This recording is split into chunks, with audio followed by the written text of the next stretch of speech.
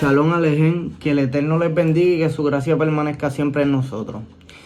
Vengo a hablarles de un tema controversial que es cuándo nació Yeshua y cómo la conmemoración del nacimiento de Yeshua se mezcló con una tradición pagana llamada Navidad.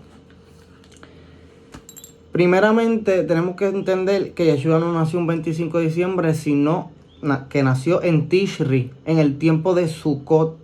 Tishri es el séptimo mes del calendario hebreo, que es entre septiembre y octubre.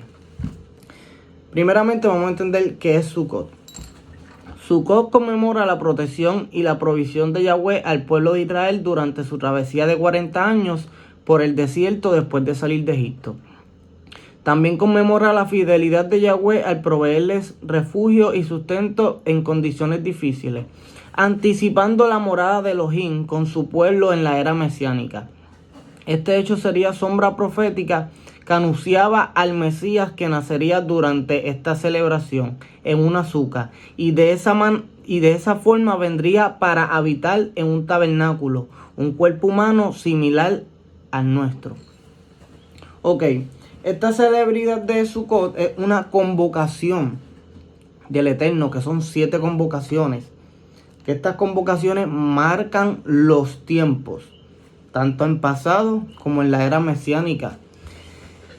¿Qué pasa? Vamos a irnos ahora a la Biblia y vamos a comprobar que Yeshua nació para este tiempo de Sukkot en Tishri. Para eso tenemos que conocer los turnos sacerdotales y nos vamos a dejar llevar por el turno sacerdotal de Zacarías. Vamos a ir a Lucas capítulo 1, verso 5, que nos dice: en los días de Herodes, rey de Judá, hubo un cojén, un sacerdote llamado Zacarías, que pertenecía a la división de Abías, al grupo sacerdotal de Abías. Su mujer era descendiente de Aarón, del sacerdote, y su nombre era Elizabeth. Esto va a ser clave para nosotros. Ok. Si nos vamos a Primera de Crónicas, capítulo 24, verso 10, nos dice que el octavo turno era el turno de Abías. Ya sabemos que este turno que él estaba ejerciendo en el templo era el octavo turno, el octavo de Abías, el turno de Abías. Cada turno duraba 2 semanas y esto comenzaba en el primer mes del año, que sería en Nisan Abib, entre marzo y abril. El octavo turno de Abías caía en el mes Tamuz, que es entre junio y julio. Pero el turno de Abías era exactamente las primeras 2 semanas de julio. Vamos a irnos a Lucas capítulo 1, verso 8, verso 23, 24 y 26. Nos dice: cierto día Zacarías se encontraba sirviendo a Elohim en el templo, porque su grupo estaba de turno esa semana, o sea, el grupo de Abías, el turno de Abías. Cuando Zacarías terminó su semana de servicio en el templo, regresó a su casa. Poco tiempo después, su esposa Elizabeth quedó embarazada y permaneció recluida en su casa durante 5 meses. Si usted saca la cuenta y te vas bíblicamente, él entró en las primeras 2 semanas en Tamuz, julio. ¿Qué pasa? Las primeras 2 semanas. Cuando él sale todavía está en Tamuz. Y la esposa quedó embarazada y permaneció 5 meses en la casa recluida. Esos 5 meses que permaneció Elizabeth recluida en la casa por embarazo es desde Tamuz a Kisley. Entonces nos dicen en el verso 26 que en el 6º mes de embarazo de Elizabeth, Elohim envía a su ángel Gabriel a Galilea a avisarle a María que concebirá a un hijo. Eso fue en el mes de Tibet, que era el 6º mes del embarazo de Elizabeth. Entonces, desde Tibet, 9 meses de embarazo cae en Tishri, que viene siendo el 7º mes del calendario hebreo, entre septiembre y octubre, cayendo en la festividad de Sukkot. Si nosotros estudiamos Crónica, estudiamos Lucas, y conocemos e identificamos los tiempos sacerdotales y conocemos el calendario hebreo, podemos entender estas fechas. Entonces, si nos vamos bíblicamente, la Biblia, la palabra del Eterno, nos da una fecha, la más exacta. Fuera de esta fecha no hay otra fecha más exacta que esta, porque nos estamos yendo a la Biblia. Ok, entonces, ¿por qué supuestamente se celebra o se conmemora el nacimiento de Yeshua un 25 de diciembre? Que en verdad lo que hacen no es conmemorarlo. Lo menos que hacen un 25 de diciembre es conmemorar el nacimiento de Yeshua. Ahora vamos a ver de dónde se originó y de dónde viene esta tradición de ponerle el árbol, regalos, luminarias, decoraciones. Y cómo llegó al cristianismo. En la región Isi, de Alemania, colocaban un roble, un árbol consagrado a Thor, dios del trueno. En cada año, en el solsticio, esta palabra es clave, de invierno se le ofrecía un sacrificio. Bonifacio, misionero, taló el árbol ante los habitantes de la villa. Sorprendidos y tras leer el evangelio, les ofreció un obeto, árbol de la paz, que representa la vida eterna. Quien verdaderamente representa la paz y la vida eterna es Yeshua y el Padre Eterno. A partir de entonces se talaron obetos durante la Navidad y se guindaron velas centellantes en sus ramas, como hacemos ahora, como hacen ahora, que se le pone decoraciones a las ramas del árbol. Es para que usted vea la similitud y de dónde se originó eso. Ok. Son 5 las ciudades bálticas que disputan el mérito de haber erigido en sus plazas centrales el árbol navideño. Tallinn, Estonia, Riga y en Letonia, hace más de 5 siglos. Turquía. Las fiestas vacacionales de la noche más larga fue celebrada por los turcos en el solsticio.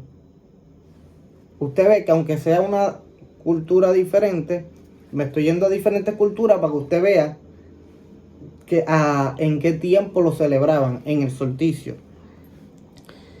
El origen de su árbol de Navidad se basaba en la tradición turca del árbol de los deseos. Vamos a Babilonia.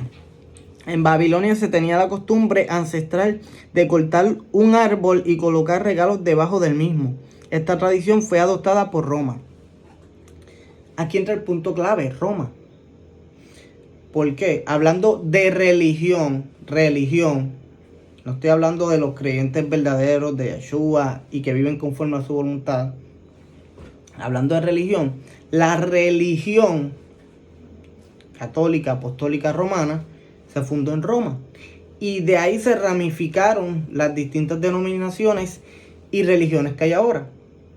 Entonces, asimismo como se ramificaron las diferentes religiones, y asimismo como Roma ya había adoptado esta tradición, asimismo se fue pasando esta tradición y tradición y tradición.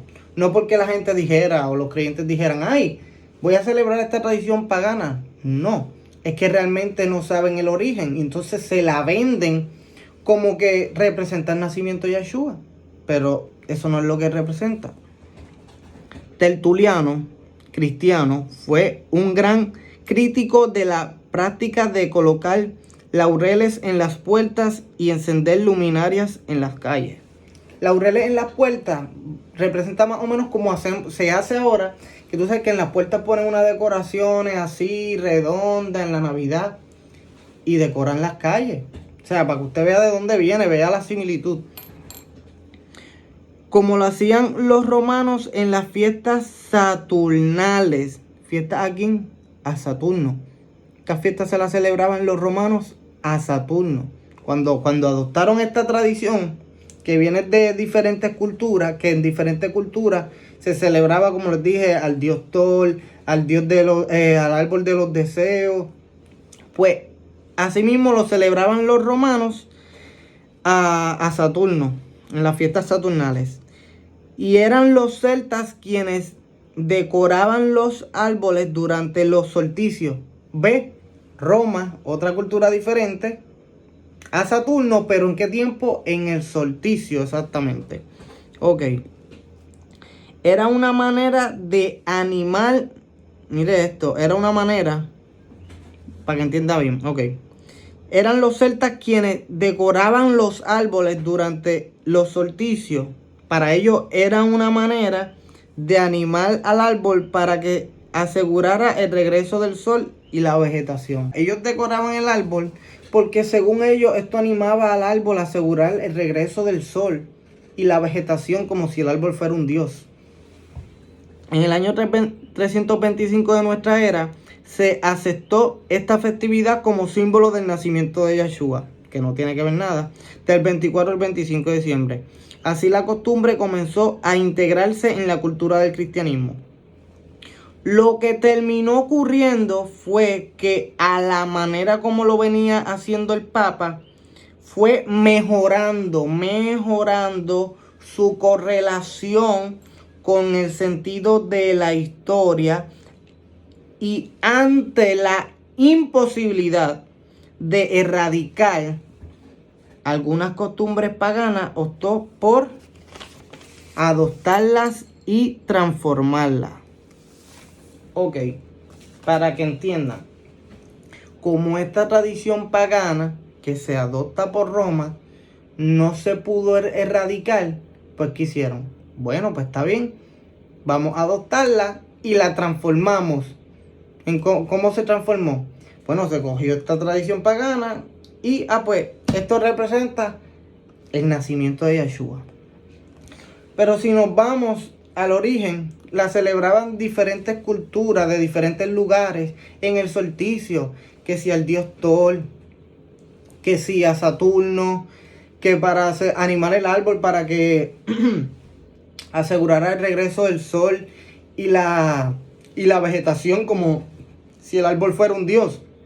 Entonces, el problema no está en celebrar el nacimiento de Yeshua. Primero que nada, la Biblia no nos manda a celebrar el nacimiento de Yeshua. Pero si uno como creyente quiere conmemorarlo, no tiene nada de malo. El problema no es conmemorar el nacimiento de Yeshua. El problema es que nosotros como creyentes primeramente tenemos que informarnos y estudiar y averiguar, porque no podemos estar mezclando cosas del mundo con cosas bíblicas, con el nacimiento de Yeshua. Y muchos creyentes no lo saben, simplemente creen que la Navidad conmemora el nacimiento de Yeshua porque es lo que le han enseñado culturalmente desde que nació su madre, su abuelo, etcétera, etcétera. Pero entonces tenemos que estar atentos, porque entonces mezclamos las cosas del mundo con las cosas de Dios. Entonces no podemos comer de la mesa de los demonios y de la mesa del Eterno. No podemos beber de la copa de los demonios y de la copa del Eterno. O sea, las tinieblas y la luz no se mezclan. El punto clave aquí es, ¿verdad? El que no sea creyente tiene la libertad de celebrar cualquier cosa del mundo, porque, ¿verdad? Todo el mundo tiene su libre albedrío. Pero uno como creyente fiel en la palabra del Eterno y en lo que Él estableció, tiene que entender y saber que las cosas del mundo no se pueden mezclar con las cosas de Dios. Y hay celebraciones en el mundo que no tienen ningún origen pagano. Hay que decirlo, que no tienen ningún origen pagano. Pero esta celebración de Navidad ya hemos visto que tiene un origen pagano y cómo se adoptó, se transformó y se mezcló y llegó al cristianismo a través de Roma. Vimos también bíblicamente en Lucas y en Crónicas que tampoco Yeshua nació para ese tiempo. Y pues bueno, espero que esta información les sea útil, de edificación. Con esta información no buscamos juzgar a nadie, sino que puedan tener el conocimiento y puedan estudiarlo. Ya después de adquirir el conocimiento y después de estudiarlo, pues si la persona no le importa y quiere seguir celebrando esto como el nacimiento de Yeshua, pues ¿verdad? Cada cual tiene su libre albedrío para hacer lo que quiera. Pero bueno, que el Eterno les bendiga, que su gracia permanezca siempre en nosotros.